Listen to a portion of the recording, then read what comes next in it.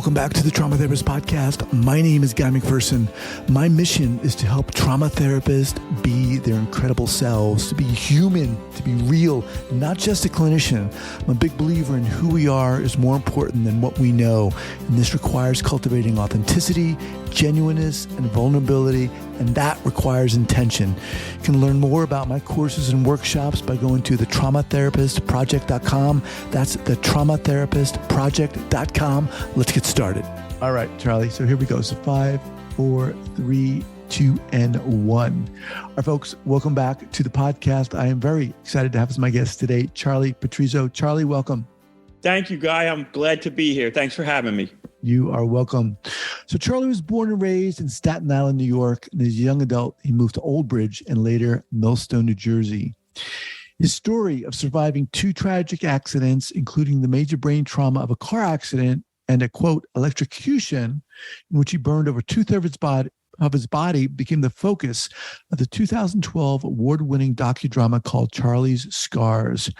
The inspiration for the founding of Project to Heal came in part from his recognition of the care he needed and received from his parents during and after his 2 trials from the accidents, but also from the recognition of how many friends offered to help his family during that time. Charlie, welcome to the podcast. Great. Hey, thanks, Guy. I'm glad to be here.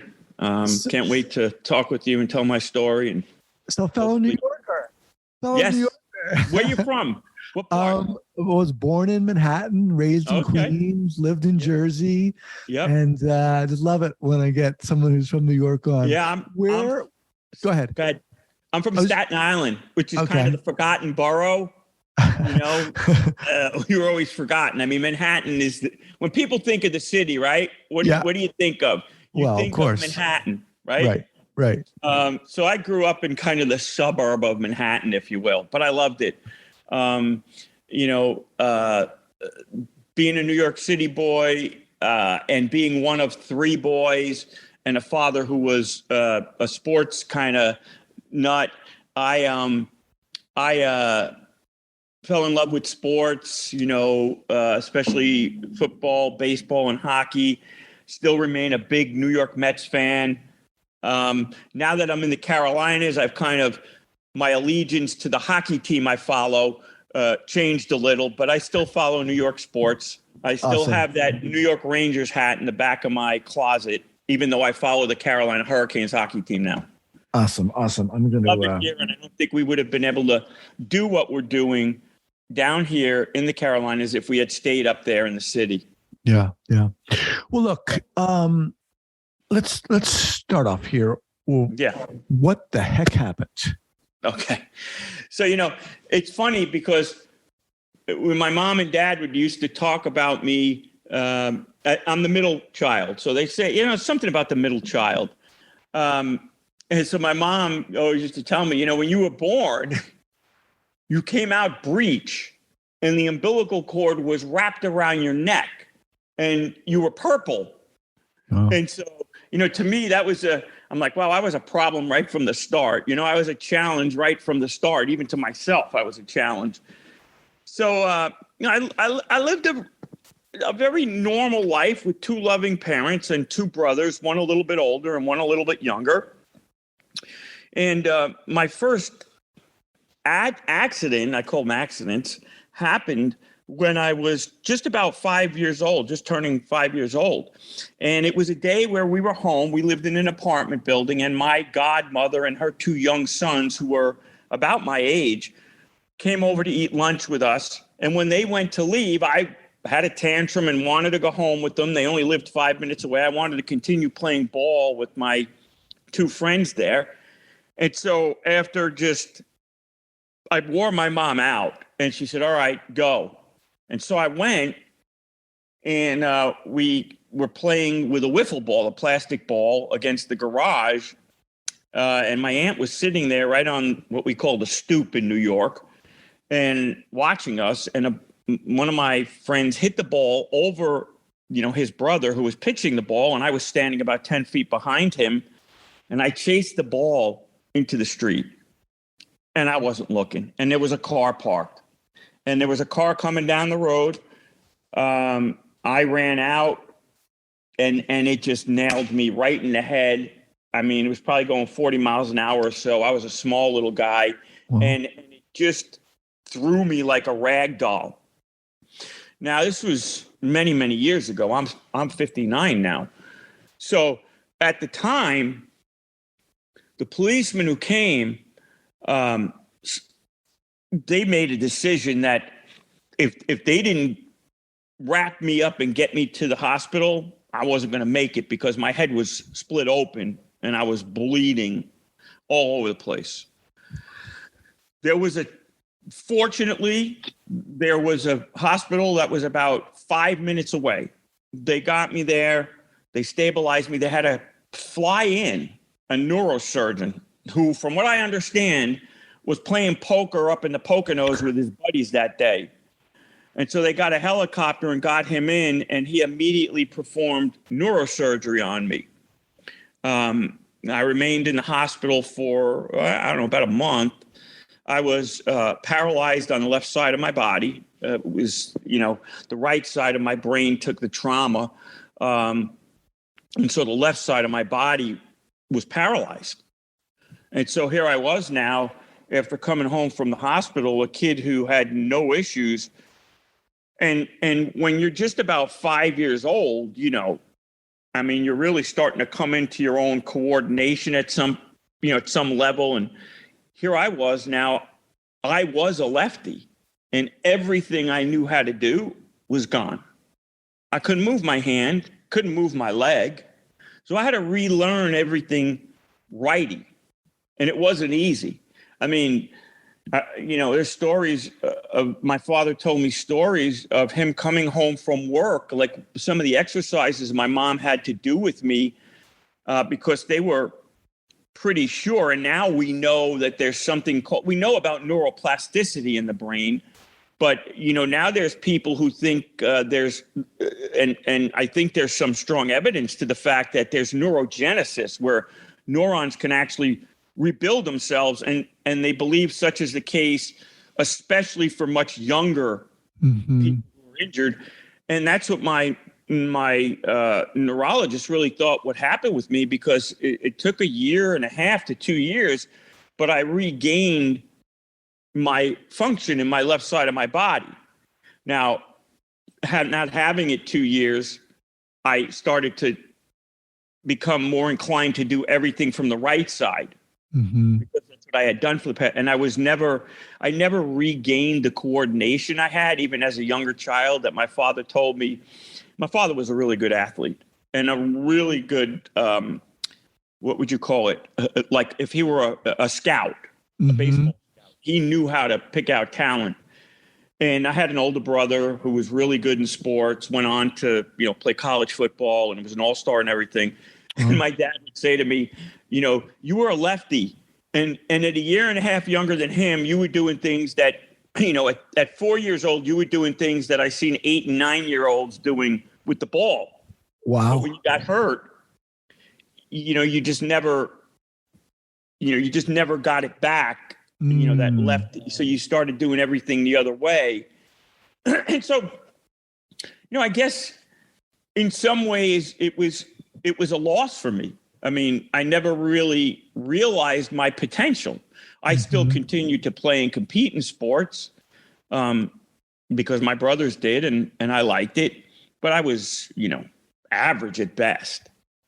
But I loved doing it. But I also developed a sense for something that I thought I could do better or had more of a passion for, given, where I was. And I just had this overwhelming love for animals, most especially dogs, horses. I had my second experience when I was 16, and this could have been prevented. I mean, I was working a summer job for a neighborhood contractor, and I was trying to, get myself in shape, build up some muscle. Like I said, I was still playing sports, but I wasn't, I was the guy that sat on the bench and was called in when the second team needed to come in. So I was trying to build myself up for sophomore year, muscle-wise. So I was doing labor, picking things up, throwing trash away at big sites. But he had a job for us to do, our boss, and it was to paint a house in New York City. And he picked me up that morning and he said, "Hey, Charlie, does your dad have a ladder in the garage?" I said, "Yeah, he's got one." He said, "Is it a wooden ladder?" I said, "Yeah." So I brought it out. And it was about a 20-foot ladder, guy. I brought it out and the guy says, "Nah, that's not going to be long enough. We'll use this aluminum one we have here in the truck." I said, "Okay." So we went to the job, and the job site was a house that was on a main road in Staten Island, but it was very commercial, a lot of traffic. Houses were very close to the street. And we had to pick the ladder up and face it toward the house. And it needed to be turned to get it so that we could lay it against the house. And we extended it because the peak of that, it was one of those very old houses. And it had a really high peak, almost like a third floor attic that we had to get the house up over the window. And so when we went to turn the ladder, it was a bit unwieldy. And we were 3 feet away from telephone poles. So at 16 years old, all I thought about was, this is, okay, those wires up there, telephone poles, telephone wires, we're safe. And I didn't even think, I'm like, it doesn't matter because we're not, we're just going to turn this ladder and put it against the house. But when we went to turn the ladder, it was extended so high that it was, like I said, unwieldy and heavy. And they had these rubber boots on them, these ladders, to stabilize them. And the one on the right-hand side, which was the side where the poles were, snapped. And the ladder lost a couple inches and leaned when it snapped. And I had me and another guy on the other side stabilizing the ladder, but it pulled me and it hit the wires. And they were current 36,000 volts of electricity, which my father's a power engineer. And he said, by their standards, that's medium voltage. By my standards, 36,000 volts, hitting your body isn't supposed to happen. So my hands are on the ladder. And when that electricity ran through the ladder and hit my hands and my body, it just felt like my eyeballs were sucked out of my face. Wow. And like pulled out and snapped back in, and then I was gone. And I was just laying there for dead. Pulse barely, breathing barely. Guy across the street eating at McDonald's saw what happened. He happened to be a EMT. He jumped up. Now, the road he had to cross was a major road, and there were cars coming back and forth, and he saw me go down. So he's like, what am I going to do here? He saw me stuck to the ladder. He said I was glowing, green, red. My God. I was glowing. He said there was a glow about me, like the Hulk changing in the old show. And he thought to himself, all right, he's attached to that ladder because the electricity's got him stuck to it. I need to run across the street and almost tackle him to unhook that electric connection. He said as he started to run across the street, there must have been a transformer that overloaded, and I fell off the ladder and hit the ground. When he got there, he immediately started putting his hands over my body, and he felt, the temperature coming off me. And he said, thankfully we had been using a hose to clean off some paint and stuff, and he used the hose to cool the bottom of me where my shoes were still on and my pants were still on. He checked my pulse, and somebody had called the emergency, and he said, like, before he knew it, he could hear the sirens, and they were there so quick. And they were doing what paramedics do, and they got me in the ambulance, and they got me to a close hospital where they couldn't treat my burns. And so all they could do was stabilize me.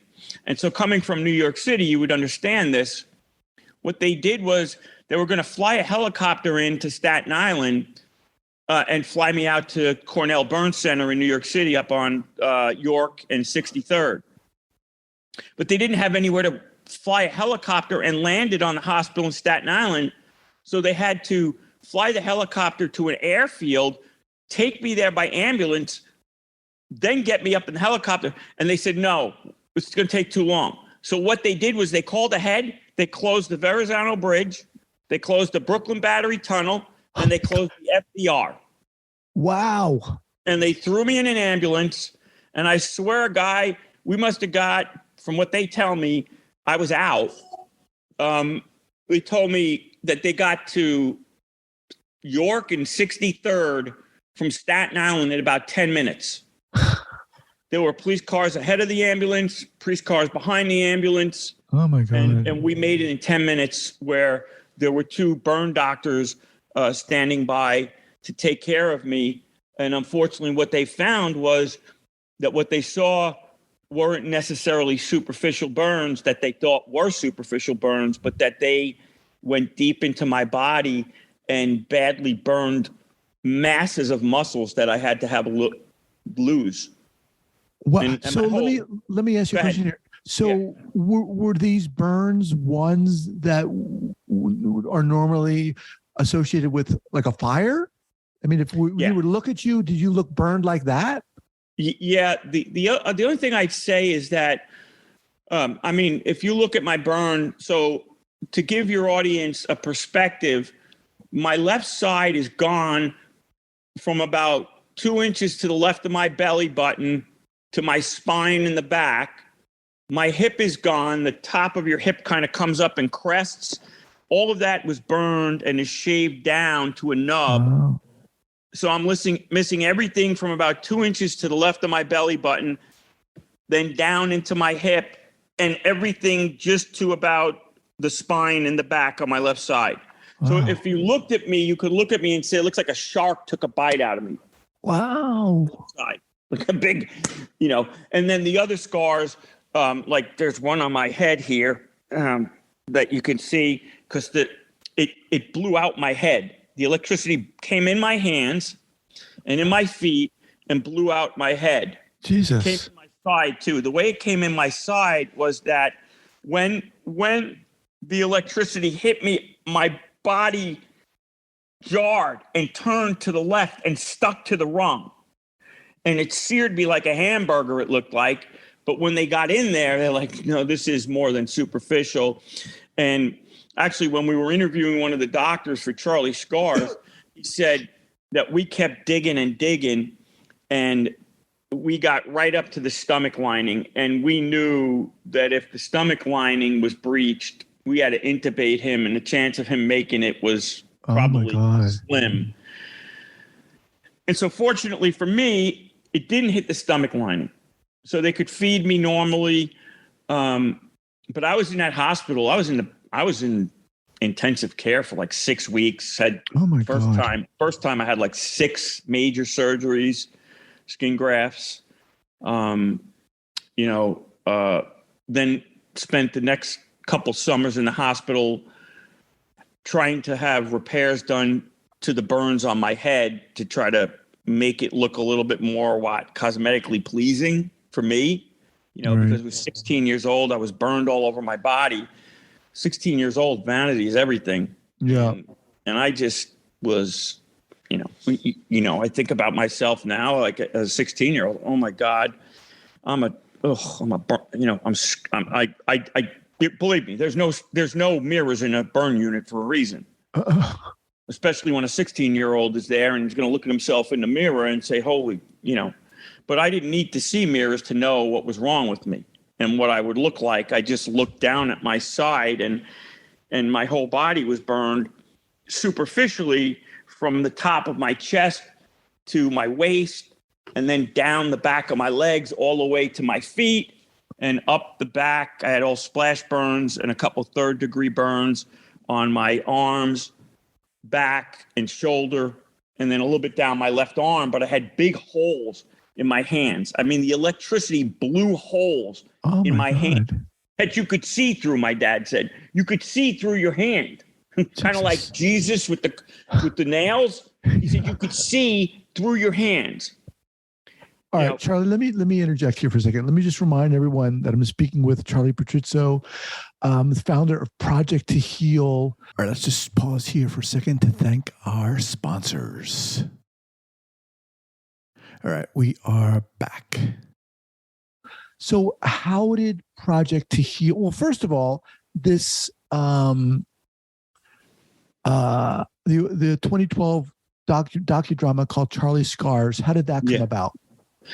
So my wife, in 2003, I had moved our family down here to take a very important role within a financial institution, and I was doing very well. Took over national sales manager job and was running marketing and product development inside of the insurance group at one of the largest in the country, and that's why I moved down here. In 2003, it started having now it wasn't performance related, but there were some challenges at work, and my wife's father got lung cancer, and we had been down there 2 years, and she couldn't be up there to help her mother. And I started taking on this.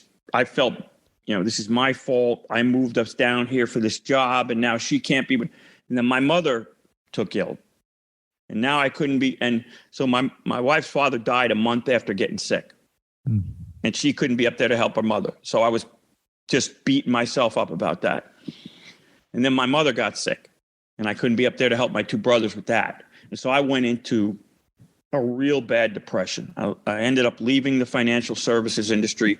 But when I finally started to recognize that I wanted, that if I look back at my life and all the people that helped me, and my mother passed on about a year after my father-in-law, and I realized how much she and so many others did for me through those two accidents, and how many friends and family helped her. And I was like, I want to kind of be like my mother.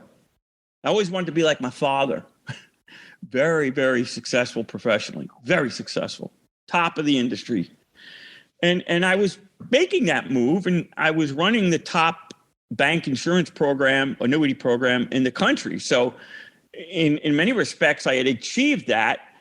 And so I started feeling, after this loss of my mother, who took care of me, and my father-in-law, and just my wife in general, the person she is, a person of deep faith. I was a person of no faith.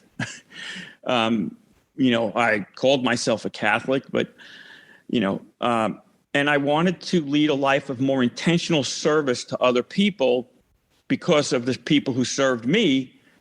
And I also knew that I had this love for these dogs, but I just didn't know what to do with that love for dogs.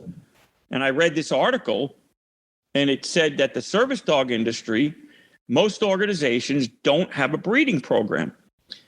And the challenge for them is that they have to go to shelters to find dogs to train. And a longitudinal study conducted on that very subject, the success of shelter dogs in service dog training, found that only 1 out of 12, or 8.25% of the dogs in shelters, could successfully become service dogs. Led me to realize why it takes 3 years for someone to get a service dog. At least that's one of the challenges, right? So I said, all right, I love these dogs. They are the top dog used for service dog work, and unchallenged as to being the best breed for the work. So what if I, who love these dogs, could find a way to develop a lineage of dogs that became the prototypical candidate for service dog work, and just donated them for service dog organizations that didn't have, breeding programs. And that's what Project to Heal became. And today we serve over 25 organizations that, and they drive to North Carolina. Talk about, look, I don't want to toot my own horn, because everything that is good that has come to me is from above. I've just had the grace flow through me to kind of think about it and come to the realization that I'd be happiest doing this, and I'd also be serving others, which is what we're called to do through my faith. And so Project to Heal kind of became the thing for me. What kind of dog are we talking about specifically? Labrador Retrievers. Labrador. And did you always have a particular affection for those specific dogs or dogs in general? So let me share a story with you. When I was 11 years old, okay, my dad was allergic to dogs. And so we couldn't have a dog. Meanwhile, I told you from a very early age, after the sports, I loved animals. My dad was asked to take a job down in Atlanta. And so the gentleman who was running the office in Atlanta asked him to come down with his family and spend some time with his family. And we did. It was his boss who was actually up in New York who had moved down to Atlanta, but he was retiring. Mm-hmm. And so we went down there, and this guy had a black Labrador Retriever. And I got to spend 5 days with this dog named Molly. And I still have a picture of me in these two-tone leather, high-heel 1970-something shoes, my bell-bottoms, and this silk shirt with flowers bigger than me on it with a collar almost as big as me, hugging Molly. And I was 11 years old. And I said to my mom and dad, because they reminded me, you said to us, someday I'm going to breed these dogs. And it became, like it happened. Wow. And I didn't remember that until I started Project to Heal. Wow. So Project to Heal, and that's project, the number 2, and then heal.org. Yep. What do you do? So what we do, we specialize in expert husbandry of Labrador Retrievers. And essentially, I did some research, and I found who is arguably the top breeder of Labrador Retrievers in the country, if not the world, for the past 25 years or so. I went to meet her, told her what I wanted to do, and she agreed to sell me one of her girls from her foundation stock. Now, this lady had been breeding at the time for over 30 years, 250 champions to her name. She was an internationally acclaimed judge. So I knew I was getting my foundation stock from a top breeder in the world. Mm-hmm. And so she served as my mentor for a number of years. And then others who closer by here in North Carolina became friendly with me, and they helped me to learn pedigrees. And over the years, we've refined that by deciding which puppies from which lines are having the highest success. Now, the industry average, I think, for bred dogs by some of the highest, like Canine Companions for Independence is the largest service dog organization in the world. And I believe, and they breed about, it depends on the year, 600 to 800 puppies a year. But that's done through a very big volunteer network. And I've decided that I wanted to create a place where all the puppies are raised by people who that's all they do. They do it over and over again so that every process is homogenous. So with this puppy, we do A, B, and C, and a puppy 3 years down the road, we do A, B, and C for the same amount of time so that we can make sure that every puppy's getting the same thing in terms of nurturing and socialization.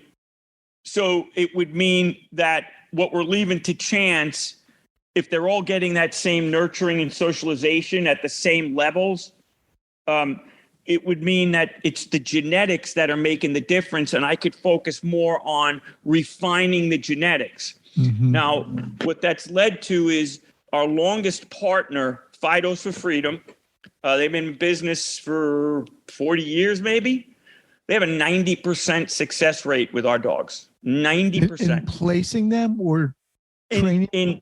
So as I said in the beginning, for organizations that use dogs from shelters, the latest abstract of a study found that dogs from shelters continue not to work with still well over an 80% fail rate when they're put into the position of having to try to become a service dog.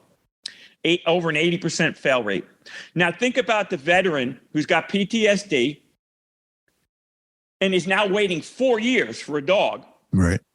Because all these dogs are found. Yeah. And then he goes and blows his brains out. Yeah. Purdue University did a study that found, now, first understand who Purdue University Vet School is. They're the leading authority on the human canine bond in the country.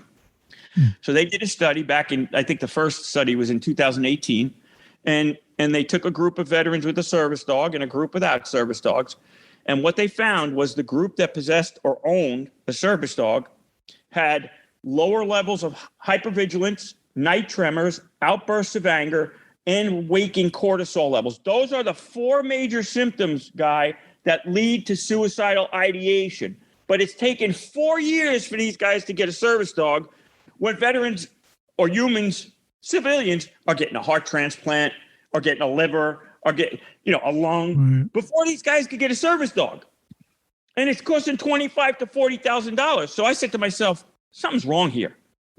Okay. And what I found was that if I can get puppies that have a very high level of success and then can donate them just by my efforts, these organizations can lower their costs, because if you're making a widget and 90% of the widgets coming off your line are unsellable, you're going to be out of business real quick.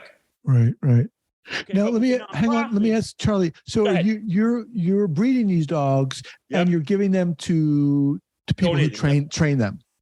The organizations we donate them to do the training. We breed. So the most important part of a dog's life is birth to 12 weeks.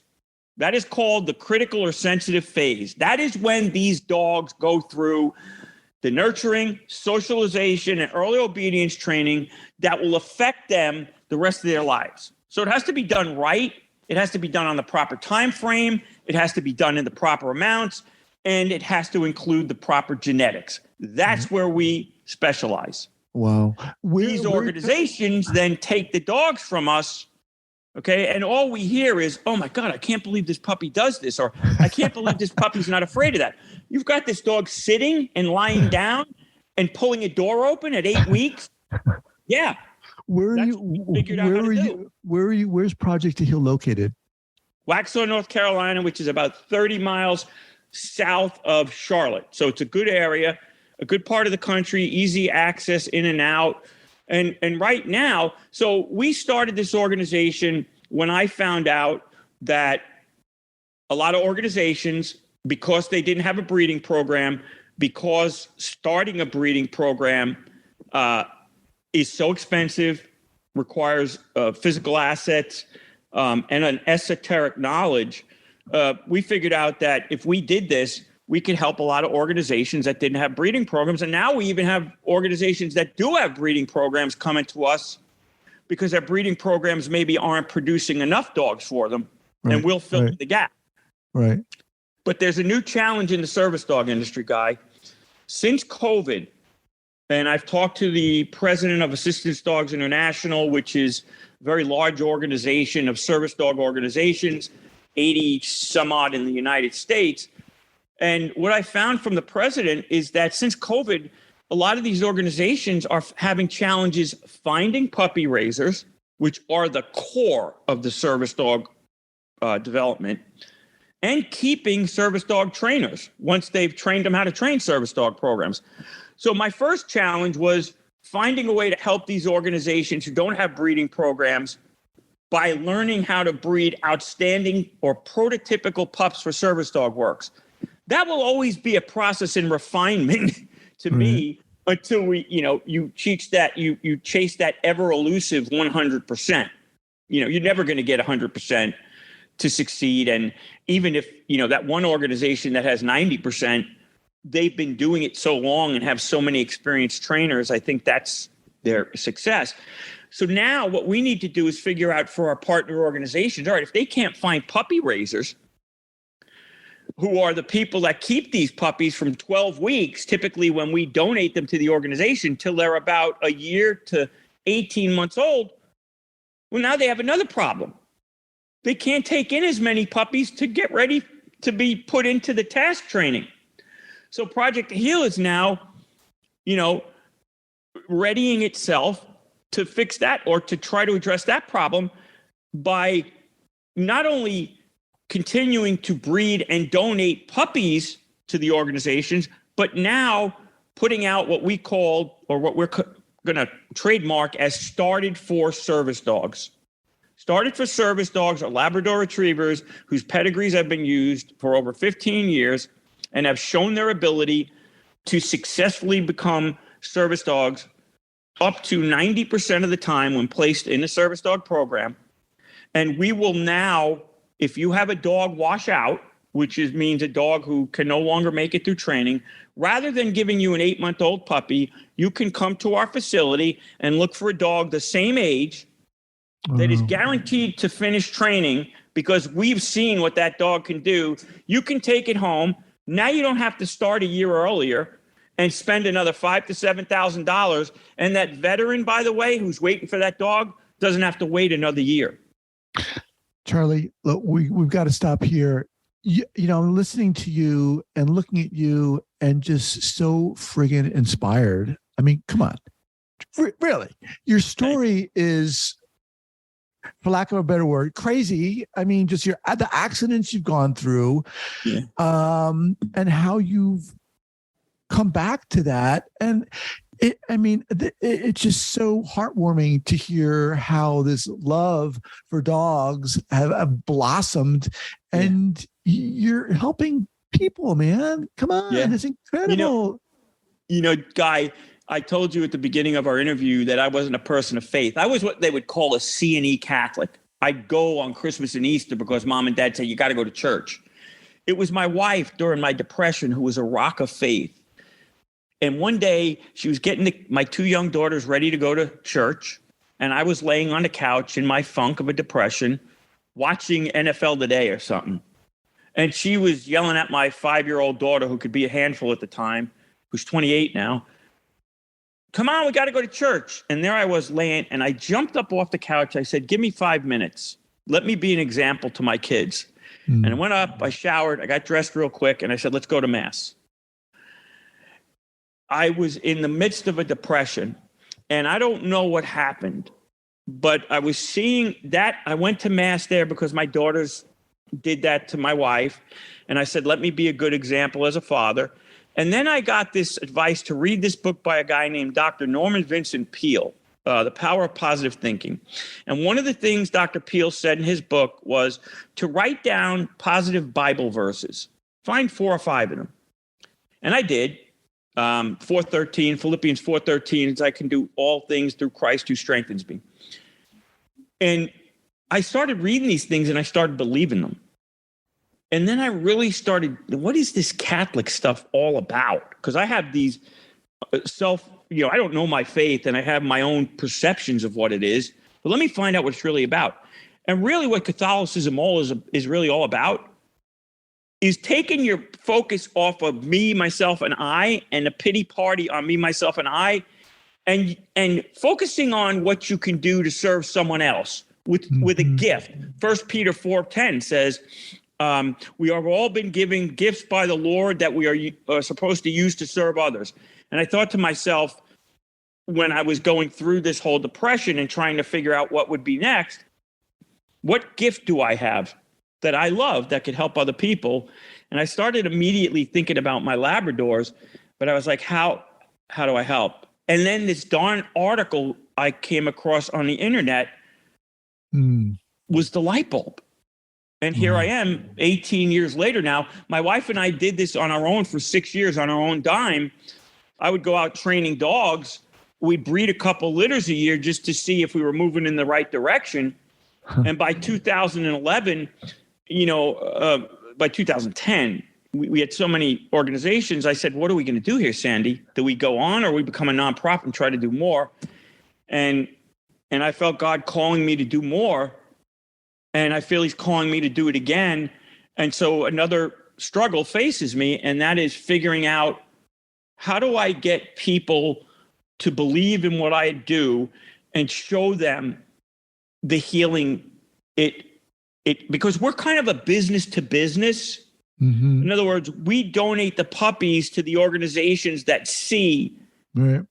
the end result. We don't really, but now that we're moving into the started for service dog, we will be so much closer to that. And we'll actually be closer to the end result. And the goal ultimately is to work with someone right here, Guy, in North Carolina, so that we can not only continue to provide puppies or started service dogs to our partners who need them, but in a pinch, if an organization needs a service dog like tomorrow, we'll have a couple around that are that close so they can fulfill that need. And that's who we want to be. I'd love to keep in contact with you and bring you back and follow your incredible progression. What's the best way for people to get in contact with you, Charlie? Sure.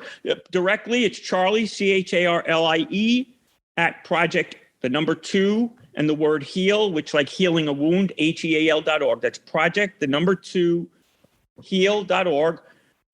They can call our office at 704-256-4056. In the Charlotte area, we do a lot of what we call mental health days, which are where we bring puppies. Since the pandemic, there's been a lot going on in the office place. We are invited in for an hour or two to offices with our puppies. The employees are like, this is the best day ever at work. If I had $1 for every time I heard that guy, I'd be a millionaire. People love the joy of seeing these 8-week-old puppies come in. Yeah, and so cute. And I make them understand they're part of the process. You are now socializing a puppy, but you don't understand how much that means to this process. But you're making someone else's life better just by being here holding this puppy right now. Thank you. Well, we'll have that linked up again at the show notes page. Okay, great. At the traumatherapistpodcast.com. Charlie, awesome, man. We'll be in touch. Thanks for doing this podcast, Guy. We need people like you. I appreciate that. Take care. Have a wonderful weekend. Let's stay in touch, all right? We will. Take care. All right, bye, Guy.